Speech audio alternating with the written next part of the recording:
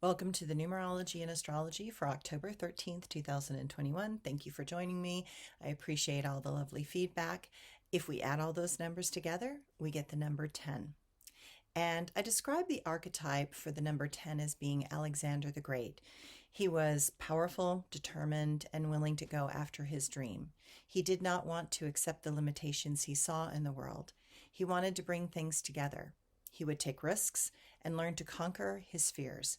He wanted to integrate cultures and perspectives.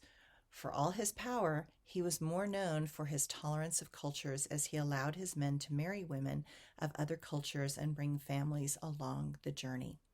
He believed that all things were possible. Today, take this archetype and see how it can inspire you to be more bold and integrated in your approaches to handling the day. Being a great leader is about being fair and making decisions for the greater good by thinking through things carefully. That is how one earns respect from others. We are all warriors for something. There are warriors of light and truth. There are warriors that conquer huge things such as building infrastructure. There are warriors that are willing to take a stand and protect and serve. And all require us to recognize that there is a way out of this pattern. To do that, someone will have to step into a position of power and ignite men and women to come together. Perhaps this number is pushing us to take charge of our lives. Perhaps it is asking us to be courageous and take risks. If we are unwilling to use this energy appropriately, we may feel either victimized or we may use power inappropriately and come across as harsh, difficult, and opinionated. Notice if this number is working in the negative in your life. If you are too blunt and not caring of others, this number turns bitter and will drive others till they drop. Regardless, today, use movement as a way to de-stress.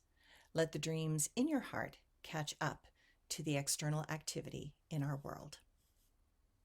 The astrology today. The moon is in Capricorn, supporting us in focusing on the goals ahead that need to be addressed. It is best to be careful with the moon in this position before it shifts into a more friendly sign of Aquarius in the late afternoon. Careful, careful. The moon will align with Pluto and it increases our ambition and drive. Venus and Saturn sextile, and that makes us address very practical things in our social interaction with others. It is time to ground and put some energy into our family and those we love. Security is important and feeling as if others have your back, even more so. While those things that are familiar are so critical now, it is important to feel as if we have others that are a stabilizing influence in our life. Externally, there are too many things that seem to want to throw us. We turn to those people that have the longest standing influences in our world and those that have a deeper understanding of who we are and who we want to become. Once the moon shifts into Aquarius, things will seem a bit more unusual, and the unique and different will seem much more attractive.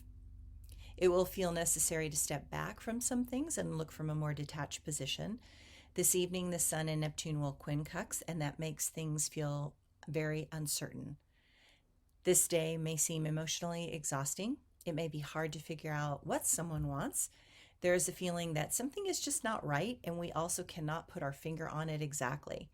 This is where we turn towards a spiritual perspective in order to bring in a quality of centering and allow that peaceful moment to reorganize the chaos of the world into a clearer place within our soul. My quote for today.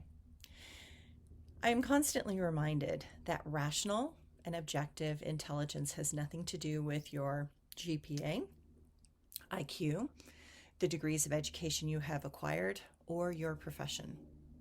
I see that sometimes education educates the common sense out of some people. I see that the more intellect a mind can hold, it may also hold more duality and confusion. And those that rejected education because of their own lack of understanding, determination, and drive can be filled with opinions that are contrary to what would actually help them. Wisdom comes from no longer needing to be right, but choosing what will serve the greater number of people in life itself.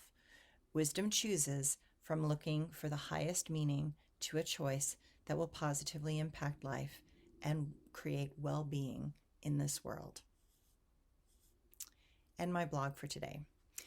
I was reminded again today that learning how to move emotions safely, consciously, and constructively is a major part of the journey for all of us on this planet. So often, circumstances, people, and outcomes try to shut us down, try to close us off from the free flow of understanding our deepest self and emotions. Once we suppress emotions, we must create a story about that emotion. And those stories are always that certain emotions and expressions are dangerous, bad, problematic, and destructive. That gives us the justification to continue the suppression.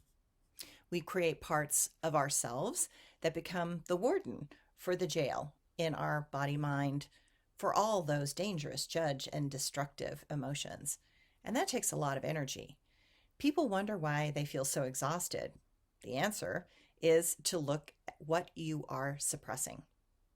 And if we do not trust ourselves to tell ourselves the truth about what we are hiding, holding, and keeping in a prison of our body mind, then we cannot possibly trust others to help us unlock those carefully configured locks that were learned from traumatic experiences.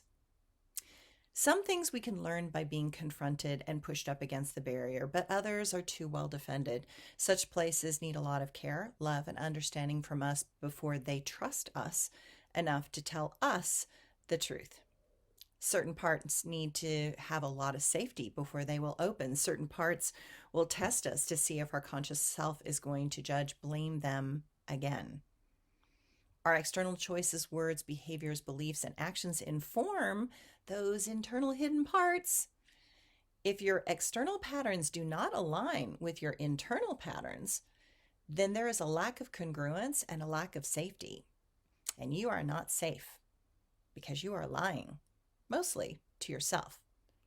Then those parts will try to get your attention, will create pain, disease, depression, anxiety, and dysfunction in order to be heard and listened to. That is why so many things are hidden from us for so long. We do not see how often what we say and how we present in the external world is actually hiding our true inner judgments and feelings on a matter. Learning to walk in congruency is one of the steps necessary to find the doorways to our own wisdom and to become completely authentic. Thanks, everyone. Have a great day.